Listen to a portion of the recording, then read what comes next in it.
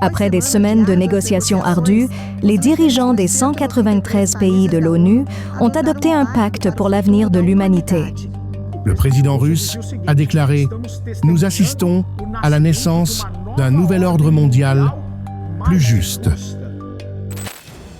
Ces derniers jours, l'Organisation des Nations Unies a approuvé un pacte qui promet de transformer l'avenir de l'humanité. Selon l'ONU elle-même, cet accord, appelé par beaucoup le Pacte pour l'avenir, a pour objectif de réunir les pays autour d'intérêts communs tels que la paix mondiale, la durabilité et l'égalité entre les peuples. Mais est-ce vraiment tout? Si les objectifs sont si simples et bons, pourquoi alors le président de l'Argentine, Javier Milei par exemple, s'y est-il opposé totalement? S'agirait-il d'un pas vers un nouveau temps d'espoir ou simplement d'un déguisement pour quelque chose de plus sombre? Dans la vidéo d'aujourd'hui, je vais vous montrer ce qu'est le pacte pour l'avenir, ce qu'il promet à l'humanité dans les prochaines années et, surtout, parler de la théorie selon laquelle cet accord serait une préparation pour l'arrivée de l'Antéchrist dans le monde. Mais avant de commencer à explorer ce sujet, je vous demande de vous abonner à la chaîne. C'est rapide. Cliquez sur le bouton s'abonner et activez la cloche des notifications, car je veux vous aider chaque jour à comprendre la Bible de manière simple et facile. Maintenant, c'est parti. Le pacte pour l'avenir de l'ONU a récemment été annoncé comme un accord mondial sans précédent. Les dirigeants de la plupart des pays réunis au sommet du futur de l'ONU à New York ont signé un document avec 56 actions pour l'avenir de la planète. Parmi les mesures prévues figure la mise en œuvre ambitieuse, accélérée et juste de l'agenda 2030 et l'atteinte des objectifs de développement durable, sans laisser personne de côté. Le document mentionne des intentions de mettre fin à la faim, à la pauvreté, de protéger les innocents en temps de guerre, de chercher des solutions pacifiques aux conflits, de débarrasser le monde de la menace nucléaire et de protéger les traditions des peuples. De plus, le pacte vise à transformer le système de gouvernance mondiale, notamment en matière de climat, de justice sociale et d'économie. À première vue, cela semble vraiment être un pacte bénéfique pour l'humanité, car des millions de personnes meurent chaque année à cause de la faim, de la misère, des guerres et des injustices. De plus, les changements climatiques causés par l'intervention humaine ont conduit la planète à traverser de graves catastrophes naturelles. Cet accord pourrait donc sauver le monde de la destruction totale. Cependant, le pacte cherche également à augmenter le contrôle mondial, à unifier les nations sous un ensemble de règles qui pourraient transformer notre manière de vivre pour toujours. Cela ne vous semble-t-il pas familier? La Bible mentionne un temps, peu avant le retour de Jésus, où il y aura un gouvernement mondial dirigé par une figure qui apportera une fausse paix, quelqu'un capable d'unir les plus grands leaders politiques et religieux et d'exercer un pouvoir absolu sur eux. Cette personne sera l'Antéchrist, et certains croient que ce pacte de l'ONU n'est rien d'autre qu'une préparation pour son arrivée dans le monde. Et à partir de maintenant, je vais vous montrer certains points qui pourraient prouver cette théorie. Premier point, la grandeur de l'événement. La signature du pacte pour l'avenir est si grandiose qu'elle est comparée à la création de l'État d'Israël en 1948, un événement que la Bible avait prédit. Par exemple, dans le livre d'Ézéchiel, chapitre 37, il est question de la restauration de la terre d'Israël, et cela s'est vraiment accompli. La création d'Israël a marqué le début d'une nouvelle ère dans l'eschatologie, l'étude des derniers temps, essentielle pour l'accomplissement d'autres prophéties liées au retour du Christ et au jugement dernier, comme décrites dans les livres de Daniel et de l'Apocalypse. Mais pourquoi le pacte pour l'avenir serait-il aussi important que la création de l'État d'Israël? Selon les prophéties de Daniel, chapitre 9, verset 27, « Dans les derniers temps, une alliance sera conclue avec beaucoup de nations pour une période de 7 ans, marquant le début de la grande tribulation. » Certains chercheurs pensent que le pacte de l'ONU, avec son accent sur la gouvernance mondiale et la paix, pourrait être une préparation pour cette alliance finale. Deuxième point, la proposition d'un gouvernement mondial. Lors de la conférence qui a abouti à la signature du pacte pour l'avenir, l'une des principales propositions des congressistes américains a été la création d'un système de gouvernance mondiale plus centralisé, avec un transfert de pouvoir vers l'ONU. Cela inclut le renforcement de l'autorité de l'ONU sur la sécurité internationale, la justice mondiale et les droits humains. Bien que ces objectifs soient présentés comme un moyen de promouvoir la paix et la sécurité mondiale, beaucoup y voient un contrôle excessif d'une seule entité mondiale, quelque chose qui, selon la Bible, serait une préparation pour la domination de l'Antéchrist, décrit dans l'Apocalypse, chapitre 13, où une figure centralisée de pouvoir gouvernera sur toutes les nations.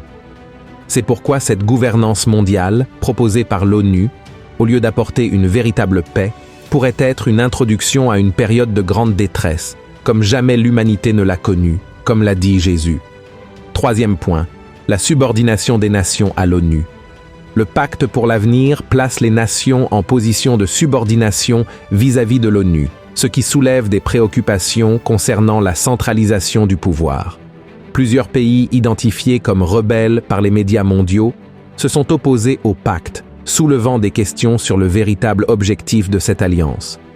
La Biélorussie, la Corée du Nord, l'Iran, le Nicaragua, la Russie et la Syrie ont présenté des propositions au document original exigeant que l'ONU n'ait aucun pouvoir sur les décisions concernant la souveraineté des pays. De plus, le président de l'Argentine, Javier Milei, a prononcé un discours ferme contre le pacte, défendant la liberté de chaque nation en ce qui concerne ses lois. Dans le contexte biblique, la domination mondiale d'une seule autorité marquera le règne de l'Antéchrist. La résistance de certains pays pourrait signaler une séparation entre les nations qui adopteront le nouvel ordre mondial et celles qui y résisteront, créant un conflit qui pourrait engendrer des événements catastrophiques selon les prophéties de Daniel et de l'Apocalypse. En effet, le président russe Vladimir Poutine cherche de plus en plus à établir une alliance avec l'Iran pour résister à la domination des grandes puissances, notamment les États-Unis. Il a même déclaré qu'il n'y a pas moyen d'éviter l'émergence d'un nouvel ordre mondial. Cependant, il souhaite également créer cet ordre mondial. Quatrième point, la manipulation de la justice internationale. Une autre question préoccupante du pacte est le pouvoir accordé à l'ONU pour définir ce qui constitue des génocides, des crimes de guerre et d'autres questions de justice internationale, ce qui pourrait permettre la manipulation de la justice mondiale, où des décisions seraient prises par une seule autorité. Dans Daniel, chapitre 7, il est fait mention d'un petit corne qui gouvernera et changera les lois, un scénario perçu comme une manipulation de la justice, apportant de l'oppression au nom de la paix. Cinquième point, la peur comme arme. La peur est un outil puissant de contrôle. Face à des crises comme le changement climatique, les pandémies et l'instabilité économique, beaucoup chercheront un leadership fort, capable d'offrir des solutions rapides et efficaces. Et le pacte pour l'avenir de l'ONU promet exactement cela. Il utilise la peur du futur pour apporter de l'espoir et peut amener les populations à accepter un gouvernement mondial en échange de leur survie. Et ce n'est pas tout, frères et sœurs. L'Antéchrist pourrait profiter de ce moment d'incertitude pour imposer ses conditions pour prendre soin du monde. Dans l'Apocalypse 13, versets 16 et 17, nous lisons sur la marque de la bête, un signe de loyauté imposé à tous, petits et grands, riches et pauvres, libres et esclaves. Tous seront obligés de suivre de nouvelles règles ou seront simplement exclus de la société et persécutés. Serions-nous en train de nous diriger vers ce scénario? Réfléchissons-y. Sixième point, le début des 7 années de tribulation. Un autre point important est la date à laquelle le pacte a été approuvé, fin septembre, près de la fête des trompettes, le 2 octobre, qui marque le début de l'année juive et est lié au concept de jugement et de repentance. Beaucoup y voient un signe prophétique lié à la fin des temps. Le lien entre l'approbation du pacte et la fête des trompettes pourrait également être perçu comme un signe possible que nous nous rapprochons des 7 années de tribulation mentionnées dans Daniel chapitre 9, verset 27. Selon la prophétie de Daniel, une alliance de 7 ans sera rompue à mi-chemin, marquant l'abomination de la désolation. Ce pacte mondial de l'ONU pourrait être le début de cette période, avec les 3 prochaines années et demie, révélant si nous sommes sur la voie de l'accomplissement de cette prophétie. Cependant, la seule façon de savoir avec certitude si le pacte fait réellement partie des prophéties bibliques sera d'observer les 3 prochaines années et demie, comme décrit dans les prophéties de Daniel. Si, à la fin de cette période, l'Antéchrist apparaît, cela confirmera que ce pacte est le début de la tribulation. En attendant, nous sommes appelés à rester vigilants aux signes et à avoir confiance dans les promesses de Dieu.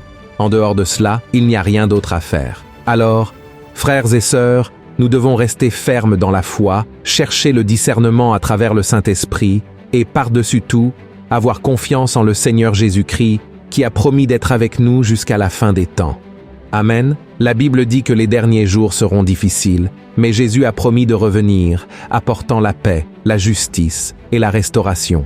Tout comme les promesses de Dieu n'ont jamais échoué, celle-ci non plus ne faillira pas. Le Christ reviendra pour établir son royaume, où il n'y aura ni douleur, ni larmes, ni mort. Il nous a dit que, si nous avons confiance en lui, nous n'avons pas besoin d'avoir peur, car il a déjà vaincu le monde, et sa victoire est aussi la nôtre. Amen. Si vous avez aimé ce message, cliquez sur « J'aime », partagez-le avec vos amis et votre famille. Je vais laisser ici 2 vidéos pour que vous puissiez les regarder. Cliquez dessus maintenant pour être grandement édifié. Que Dieu vous bénisse puissamment. Un grand câlin.